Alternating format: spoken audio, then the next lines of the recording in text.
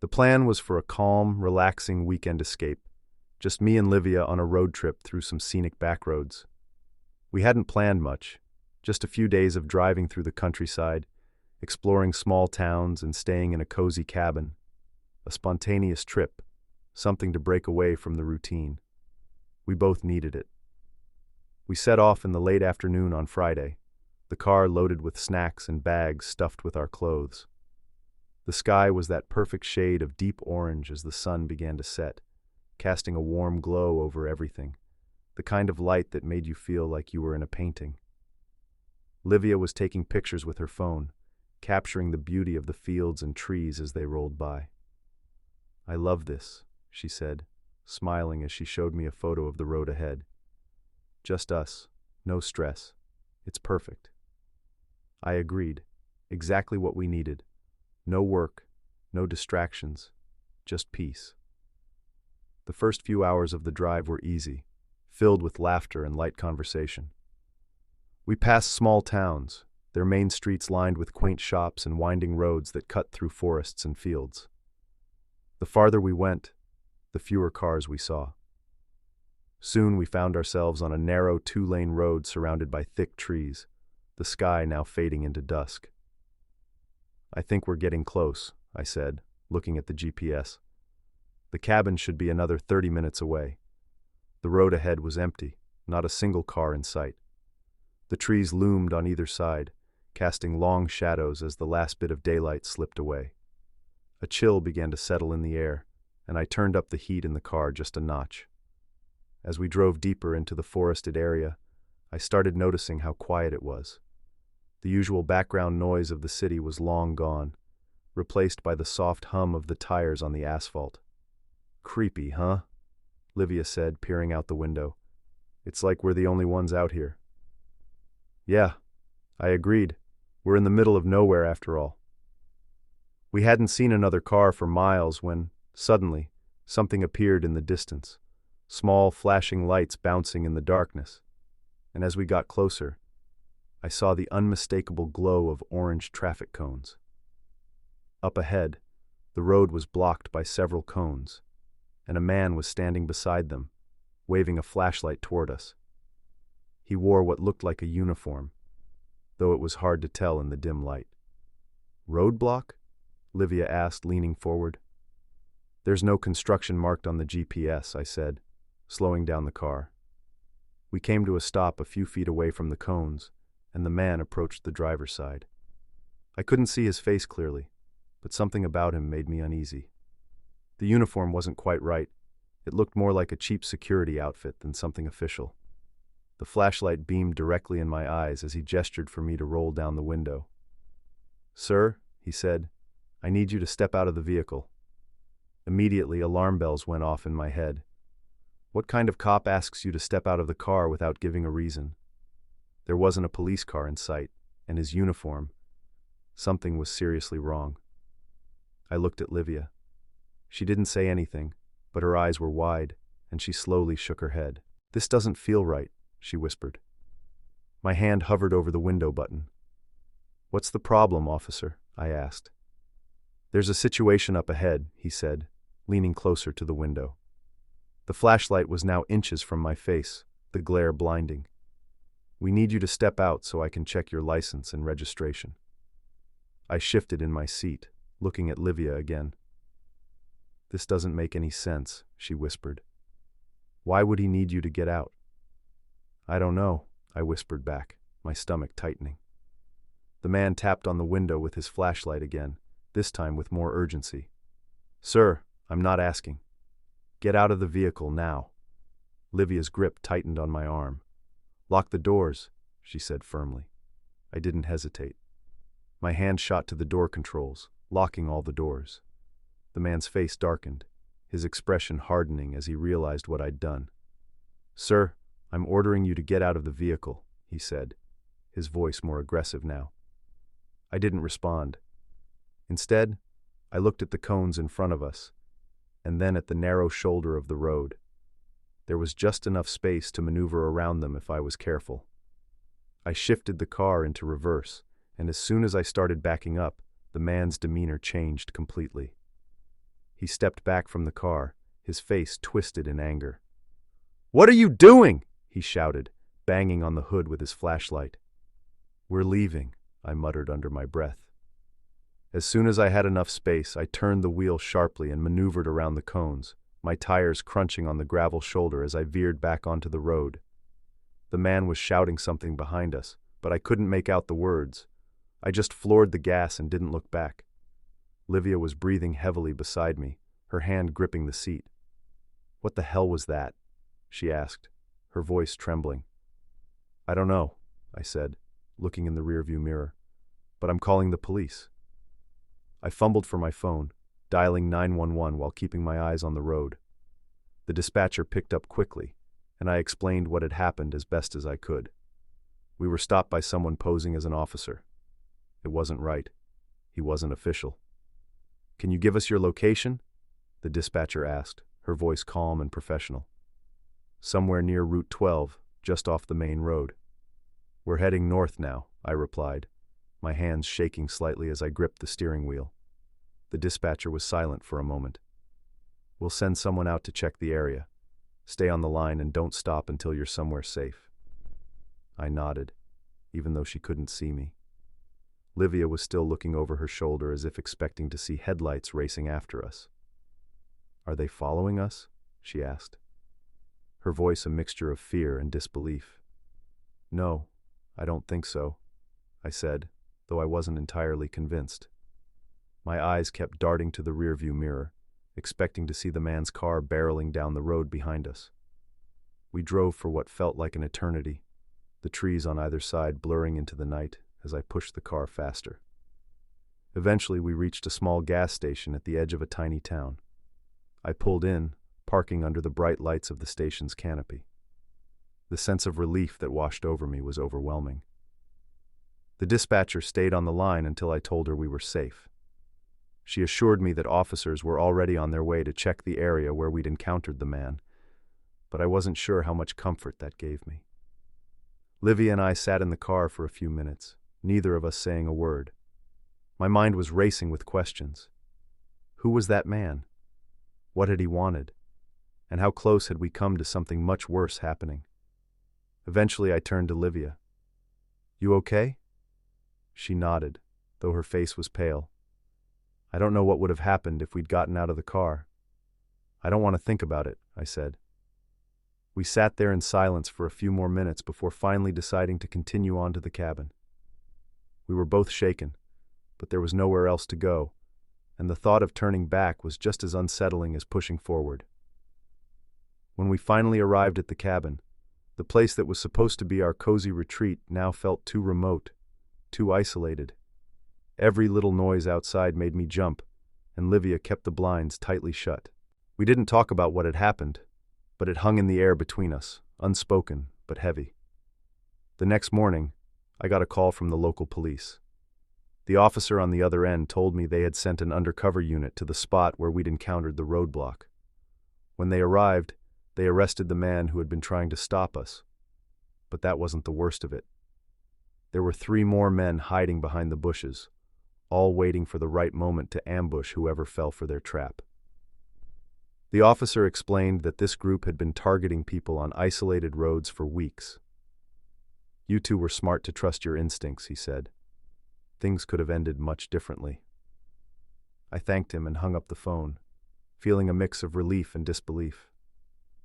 Livia and I packed up to leave, both of us quieter than usual. "We were lucky," she finally said, breaking the silence. "Yeah, more than lucky." As we drove home, the weight of what could have happened lingered in the air between us. I couldn't stop thinking about how close we'd come to something truly horrific. It was just another Thursday night. My friend Tara had thrown a little gathering at her place, a typical low-key evening of pizza, board games, and catching up. Nothing crazy. I'd stayed a bit longer than I intended, mostly because we got into a heated debate over a card game. But when I saw it was almost midnight, I figured it was time to head home. I lived about 45 minutes out, down a stretch of rural highway that was usually deserted at night. The kind of road where you see more deer than cars. I didn't mind, though. In fact, I always liked these late-night drives. They gave me time to think, and the lack of traffic meant I could just relax and cruise home. So I said my goodbyes, grabbed the leftover pizza I'd managed to snag, and got in my car. The air was cool, and the stars were out. Nothing but clear skies, and that calm, peaceful silence you only get in the country. I pulled out of Tara's driveway and made my way toward the highway. For the first 20 minutes or so, it was smooth sailing. Just me, the road, and my thoughts. I had the radio on low and was already making mental plans for what I needed to get done the next day. That's when I saw headlights in my rearview mirror. I didn't pay it much attention at first. It was rare to see another car out this late, but it wasn't unheard of. Maybe someone else was just driving home from a late shift or coming back from a party. But then the lights started to get closer and fast. I checked my speedometer. I wasn't speeding. I was actually going a few miles under the limit, but this car was still gaining on me. The headlights stayed on my tail for another minute or two before they started flashing. Red and blue. "Are you kidding me?" I muttered to myself. It was just after midnight, and I wasn't even doing anything wrong. I'd heard of cops cracking down on late-night drivers for minor infractions, but this seemed excessive. Still, I wasn't about to argue. Maybe I had a taillight out or something. I signaled and pulled over onto the shoulder. The car behind me followed, but something didn't sit right. They hadn't turned their headlights down to low beam, which cops usually do, so they don't blind you when they walk up to your car. I squinted into the mirror, trying to get a better look, but all I could see was a shadowy figure behind the wheel. The engine of the car behind me cut out, and I heard a door open. My stomach twisted a little, but I brushed it off. I'd never been pulled over before, but I knew the drill: hands on the steering wheel, polite, cooperative, and no sudden movements. I looked around the car to make sure everything was in order. Nothing to worry about. Then I saw him. The figure walking toward my car wasn't in a uniform. No reflective vest. Nothing that even remotely resembled what a cop should wear. He was in dark clothes, jeans, and a jacket, and he had a baseball cap pulled low over his eyes. The way he moved made me feel uneasy, like something was wrong. He wasn't carrying a flashlight either, which seemed odd, given how dark it was. Cops always carried flashlights on nighttime stops, right? That's when I started feeling a bit uneasy. Still, I tried to stay calm. Maybe he was just an undercover cop, or maybe he didn't need a flashlight because the headlights were lighting up the car. It could have been anything. The guy came up to the window, and I rolled it down just an inch. "Evening," I said, keeping my voice steady. "You know why I pulled you over?" he asked. His voice was deep, gravelly, but not in a cop kind of way. More like someone who smoked too much or didn't care about being polite. "No, I don't," I replied. I wasn't speeding or anything. He didn't answer me right away. Instead, he leaned closer, his eyes scanning the inside of my car like he was looking for something. That's when the alarm bells in my head really started going off. Cops didn't just stare into your car without at least explaining why they stopped you. And then I noticed something even more unsettling. No badge. There was nothing on his chest, no name tag, no indication that he was anything official. My hand went to my phone on instinct, fingers brushing over the screen, but I didn't pick it up. Not yet. "You need to step out of the car," he said. My heart started racing, and I looked in my rearview mirror, trying to see if there was anyone else in the car behind him. But it was empty. Just him, standing in the darkness, telling me to get out of the car. "I don't feel comfortable with that," I said, my voice a little firmer now. "Can I see your badge or ID?" For a split second, his expression changed. His eyes narrowed, and I could see his jaw clench. "Just step out of the car," he repeated, this time more insistent. "No," I said, my hand now gripping my phone. "Not until you show me some ID." Without warning, he slammed his hand on my window, making me jump. The whole car shook from the impact. "Open the door," he shouted, his voice now loud and angry. I didn't waste another second. I locked the doors, rolled up the window, and grabbed my phone, dialing 911 as fast as my fingers would let me. My hands were shaking, but I managed to press the call button. The guy outside my window started banging harder, his face inches from the glass.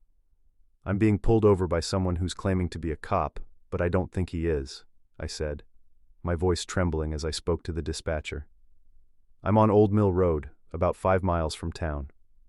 "Stay in your car," the dispatcher said immediately. "Can you describe the vehicle?" I looked back, trying to get a better look. It was an old sedan, unmarked, with a cheap-looking light bar on top. Definitely not a police cruiser. It's an unmarked sedan, and the guy isn't in uniform. "Stay on the line," she said again. "There are no officers in your area right now. Help is on the way." My heart nearly stopped when she said that. No officers in the area? That meant whoever this guy was, he wasn't a cop. I looked back at him, and he was on his phone now, pacing beside his car. His face was twisted with frustration, and I could see him looking at me every few seconds. Suddenly he turned around, stormed back to his car, and jumped inside. The headlights went out, and he sped off into the night, disappearing down the road.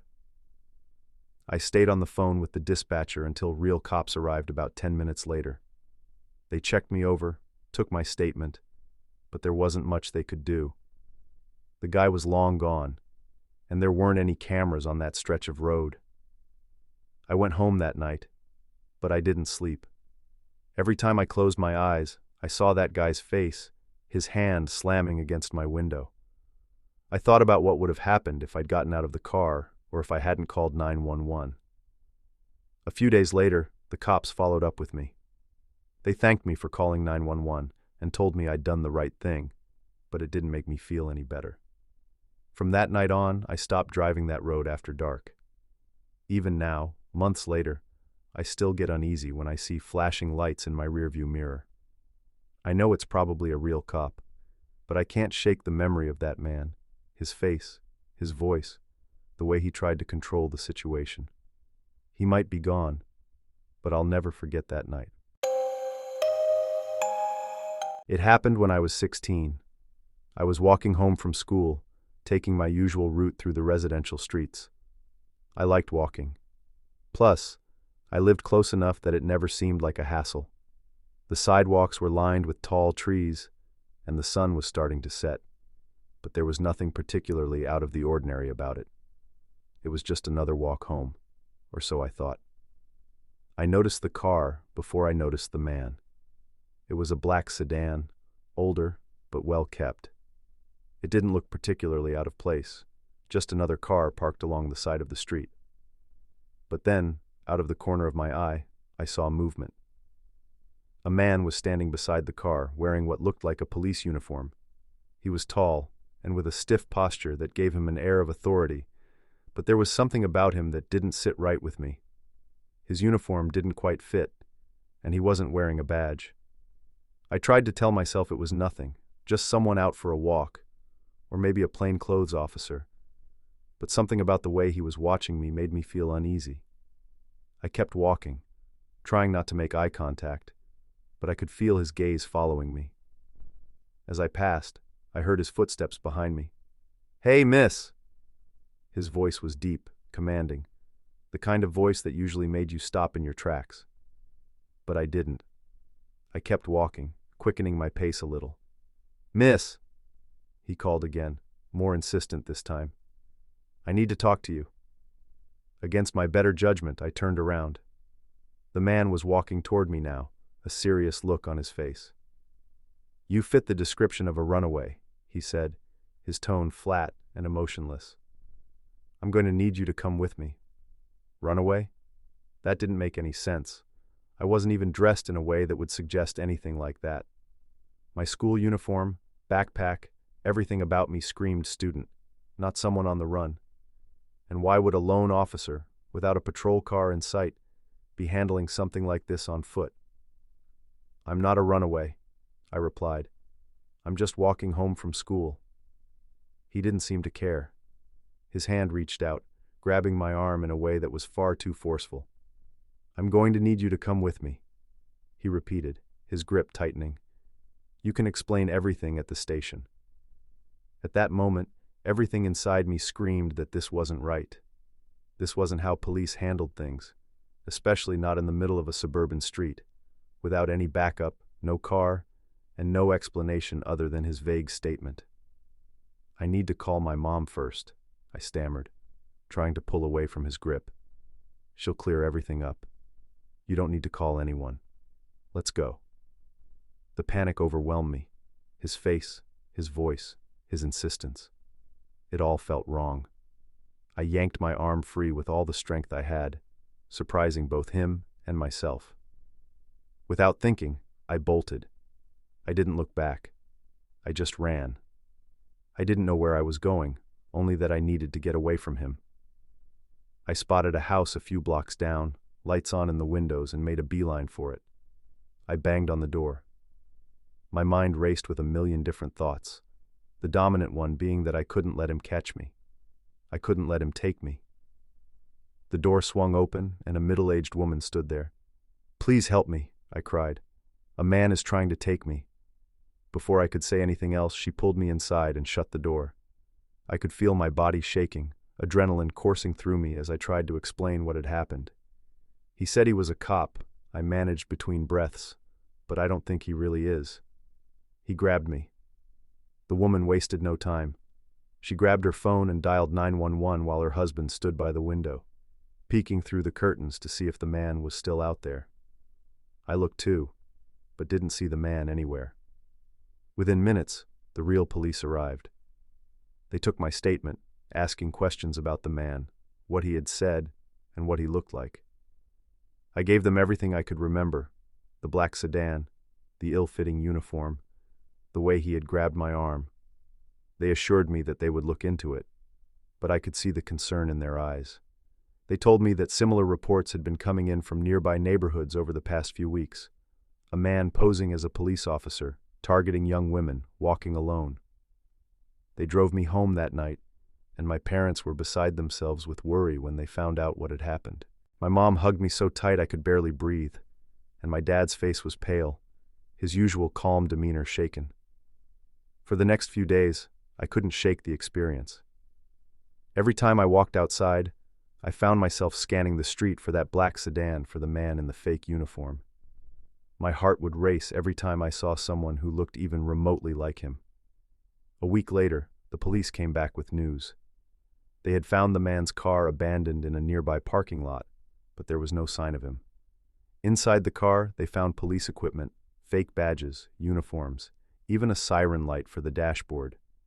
It was clear that whoever he was, he had been planning these encounters for a while, but they never found him. He just disappeared, leaving behind nothing but questions and the lingering fear that he could still be out there, waiting for his next target. Looking back, I'm grateful that I trusted my instincts that day. I've learned that when something feels off, it probably is. I could have been another statistic, another missing person case, but instead, I ran. And that made all the difference. For weeks after, the eerie sense that he was still out there, watching and waiting, wouldn't leave me. Every car that passed by, every figure I saw in the distance, sent a shiver of paranoia through me. My parents were just as cautious, never letting me walk home alone, never letting me forget how close I'd come to something terrible. The story spread through the neighborhood, and for months there were whispers about the man in the black sedan. People started to speculate. Was he someone local? Did he know his victims beforehand? Some neighbors claimed to have seen him in other areas, lurking around schools and parks, always keeping his distance, but never far enough to go unnoticed. But what scared me the most was the fact that, despite all the reports and sightings, no one could ever give a concrete answer about who he was. He just vanished. It made me wonder if he had done this before, maybe in a different city, a different town. Had he succeeded before? And if so, how many others hadn't been as lucky as I was? I don't walk home alone anymore, and I've become much more aware of my surroundings. This happened years ago, and I still think about that man sometimes. I wonder if he's still out there, if he's still using that fake badge, still trying to lure unsuspecting girls into his trap. I don't think I'll ever forget the way his hand felt, gripping my arm, pulling me towards something unknown and terrifying.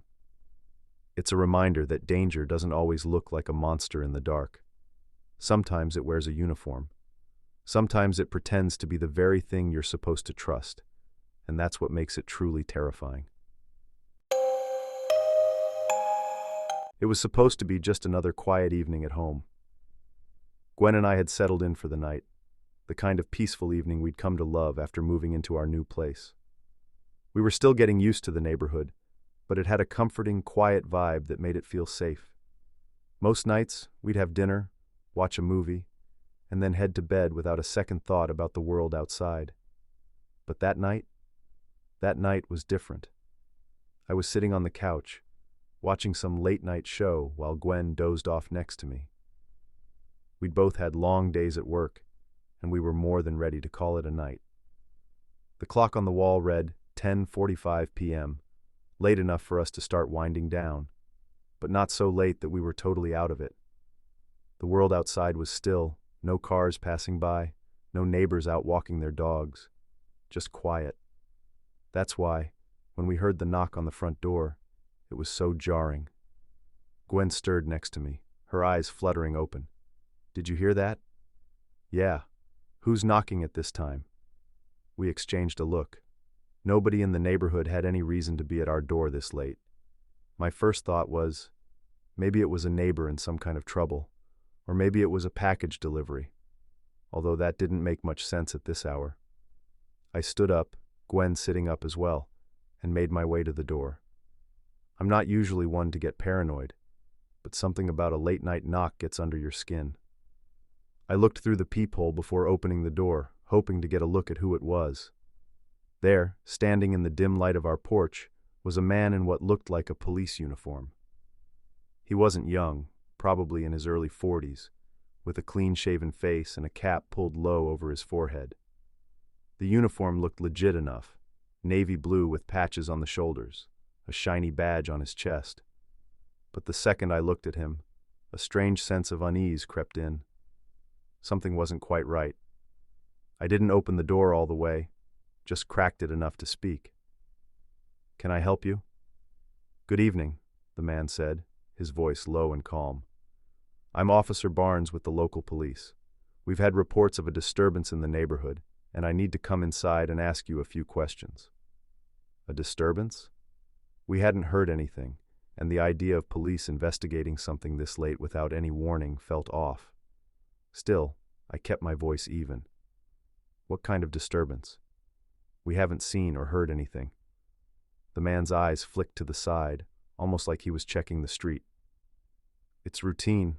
I just need to make sure everything is okay in the area. Do you mind if I come in?" That's when the unease turned into something sharper. He hadn't shown any ID, and now that I looked closer, his uniform seemed weird. It was almost too clean, too pressed. The badge on his chest had no name, just a generic police emblem. Gwen was behind me now, peeking around the corner. She could sense something was wrong, too. I didn't move to open the door further, and instead I asked, "Can I see your badge and ID?" For a moment the man didn't respond.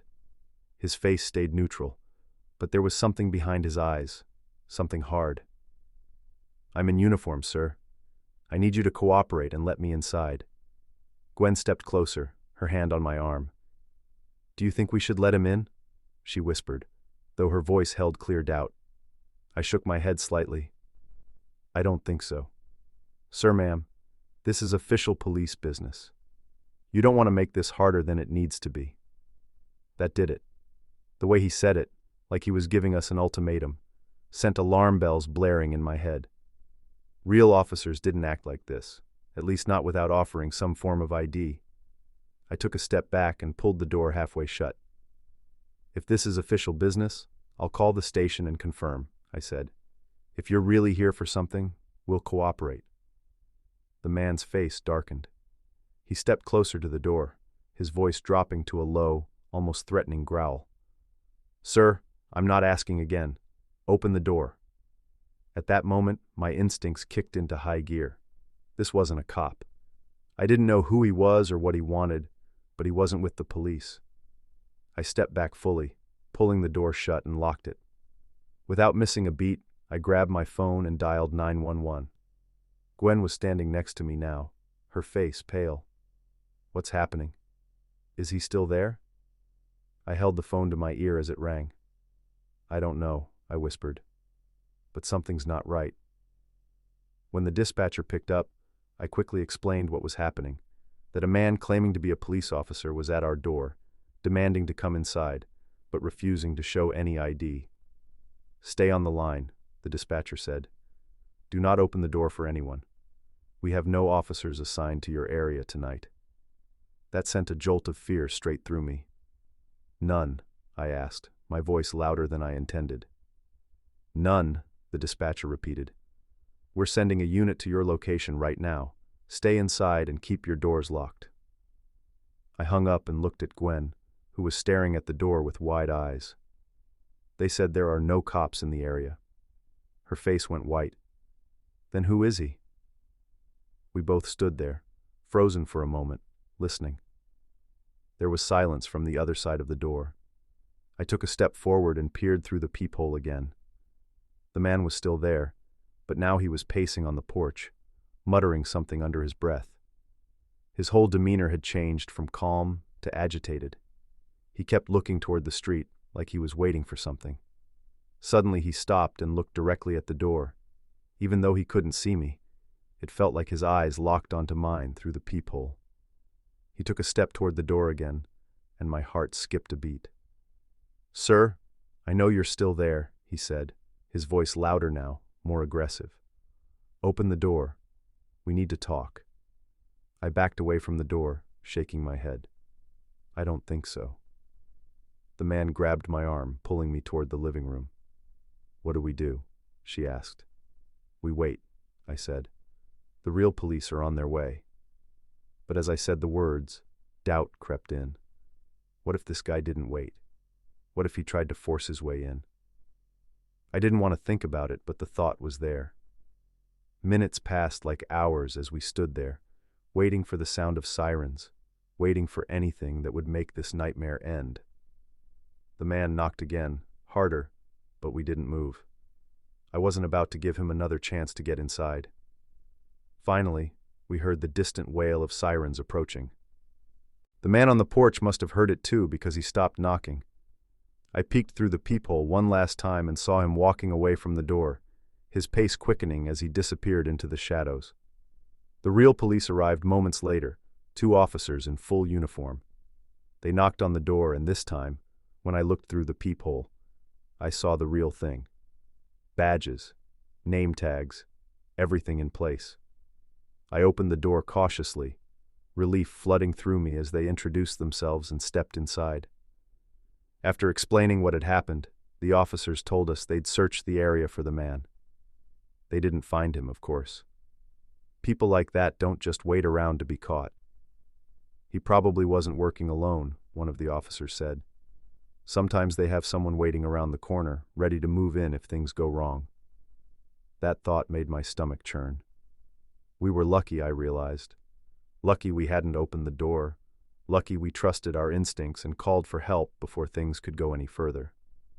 When the police left, Gwen and I sat on the couch, still shaken but thankful that the night had ended without anything worse happening. I can't believe that happened, Gwen said softly, staring at the locked door. Right here, in our neighborhood. Neither can I, but from now on, we trust ourselves before anything else. And that's exactly what we did. From that night on, we were more careful, more aware of the world outside our door. We installed extra locks, set up cameras, and made a pact to never let our guard down, because you never know who might be knocking. If these stories left you questioning who's really behind the badge, you're not alone. Don't forget to hit that like button and subscribe so you do not miss the next creepy stories. Trust your instincts and always stay cautious when something feels off. Have you ever experienced something like this? Drop your story in the comments. I want to hear all about it. Stay safe, Thanks for watching, and I'll see you in the next nightmare.